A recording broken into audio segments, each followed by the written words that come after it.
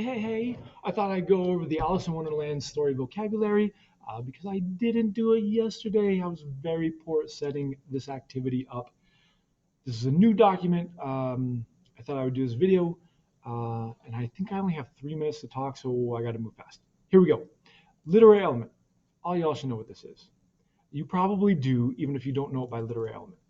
But if you remember back to Mr. Glynn's class, or if you just do a Google search, literary elements, you'll see it's real basic stuff. Character, plot, setting. That was backwards, but that's okay. Theme, we'll get there. I'm not worried about that yet. I am worried about character, setting, and plot. Okay? So we're going to write in character, setting, and the plot. First layer, facts and evidence. We have our literary element that we're trying to find facts for. So what is a fact about the character, Alice? Well, if you read through, she is described frequently tired of sitting. She falls at some point in time, like 2/3 of the first chapter is her just falling down the rabbit hole. And it describes her as bored. Okay, so personally, I think there is um, a dominant description. All right, character, Alice. All right, described as tired of sitting, looking for something to do. Okay, and again, if you need textual evidence, I'm paraphrasing, but Alice was beginning to get very tired of sitting by her sister on the bank of the river. Um, and oh yeah. So she's bored enough where she's sitting there considering, should she pick some flowers, some daisies, and should she tie them up? And then she sees a rabbit, and then she goes on her adventure. But like again, can you imagine being so bored that you're like, I wonder if I should pick up some daisies and like tie them into little chains?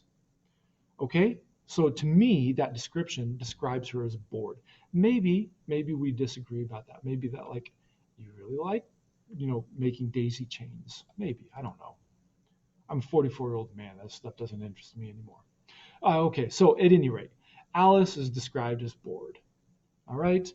And very conveniently, the author comes right out, and in telling us the fact about Alice, he also gives us the emotion.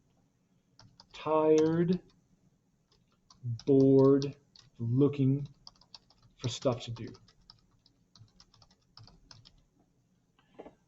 Okay? And then there's the author's tone. It might be a little bit early for this, but maybe you're clever, or maybe you've read the story before, and you have a really good idea of how the author feels about bored little girls.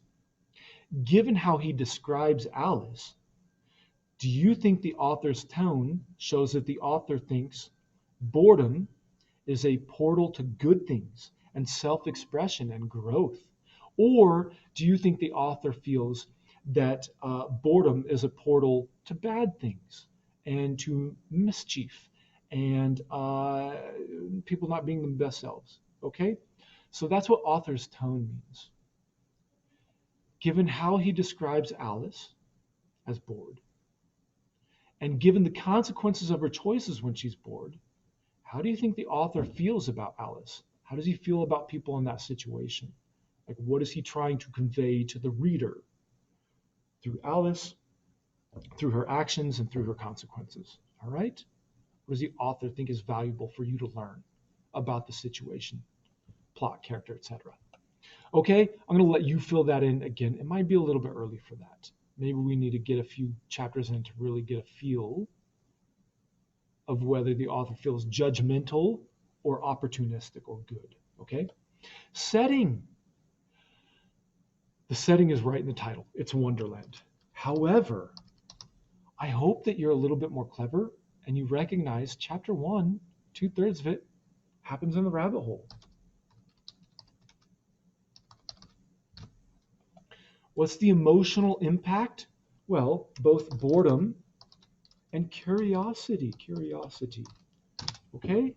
And that'll get us started. And there's plot we'll come back to. But this will get us started for now. All right? Hopefully you have an idea of how to do